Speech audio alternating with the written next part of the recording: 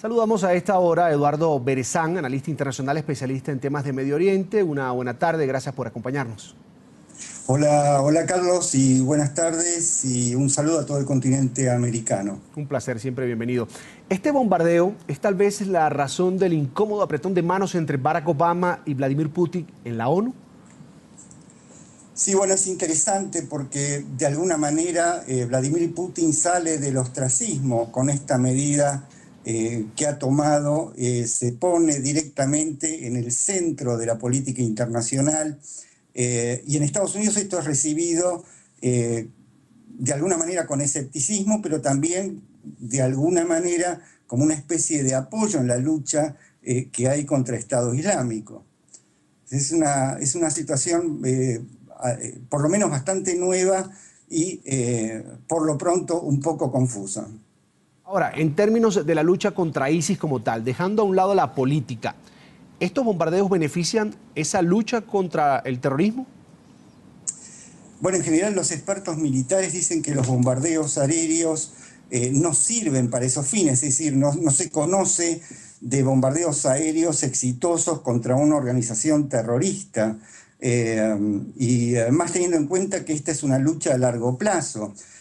Para que sea exitosa, en general se dice que tiene que haber tropas en tierra, pero ni los Estados Unidos ni la coalición liderada por Estados Unidos, ni ahora Rusia, están en condiciones de poner tropas en tierra para llevar adelante esta lucha. O sea que esto es de largo aliento y los objetivos son poco claros, por lo menos en lo que va del día, digamos, ¿no?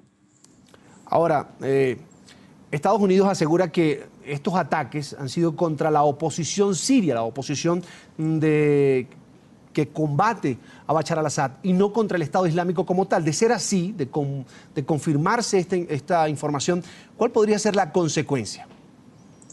Bueno, las consecuencias son imprevisibles. En realidad tenemos que tener en cuenta que Rusia tiene bases en Siria, la base naval de Tartus, y ahora la base al norte de Tartus, la base de Latakia, desde donde saldrían estos bombardeos, estos aviones militares rusos para bombardear las posiciones del ISIS. Por un lado tenemos a Rusia que apoya al gobierno de al-Assad, lo hizo desde siempre, ya desde la época de la Unión Soviética. La base en Tartus está desde el año 71. Hay intereses muy fuertes rusos en Siria.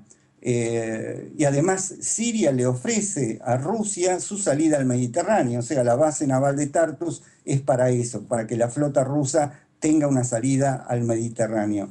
O sea que tenemos a un país, Rusia, defendiendo sus intereses propios en Siria y defendiendo al gobierno. Y por el otro, la coalición liderada por Estados Unidos, que no lo quiere al-Assad, que lo quiere sacar del gobierno, y entonces son como intereses contrapuestos.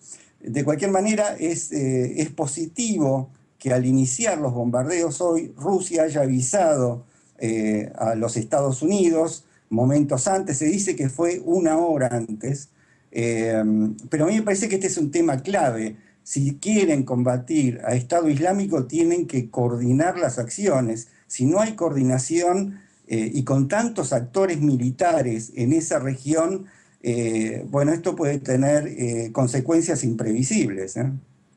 Precisamente quería preguntarle cuáles serían esas consecuencias que traerían este tipo de bombardeos en las relaciones entre Rusia y Estados Unidos y, por supuesto, entre Rusia y el resto de los miembros de la coalición internacional.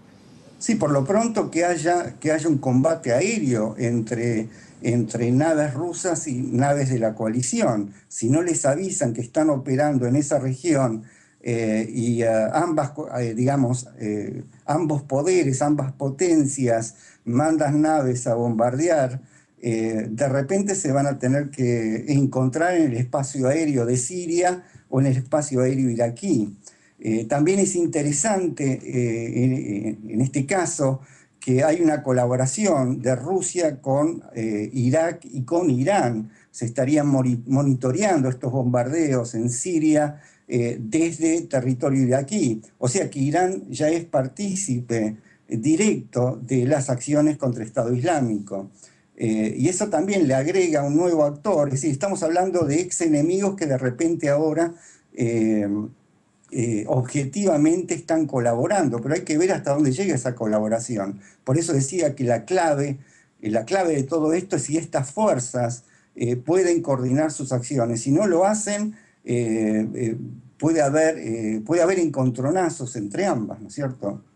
¿Puede este amigo controlado o enemigo controlado transformarse en un enemigo como tal? Hablo de Rusia. Ahora, Rusia ha pedido también a la coalición internacional suspender los bombardeos en la zona. ¿Pudiera ceder la coalición a esta petición de Rusia? Sí, bueno, de hecho hoy no pasó nada, es decir, lo que pasó fue que naves rusas bombardearon el territorio que dijeron que iban a bombardear. Y me parece que eso, bueno, ahí la diplomacia y los asesores militares de una y otra potencia tienen que tener un diálogo, un puente tendido justamente para coordinar este tipo de acciones. Me parece que por otro lado, podemos decir que esto le da muchísimo aire al presidente Assad y por el otro también le da, como decía al principio, lo saca a Vladimir Putin del ostracismo al que había sido enviado cuando Rusia anectó Crimea y durante el conflicto con Ucrania. Por un momento uno podría llegar a pensar que eso es cosa del pasado y que ahora, digamos, estas fuerzas podrían colaborar contra un enemigo común.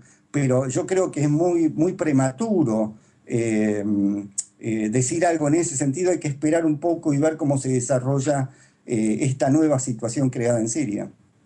Quiero agradecer a Eduardo Berezán, analista internacional, especialista en temas de Medio Oriente, por estar con nosotros aquí en la tarde de NTN 24. Bueno, ha sido un gusto.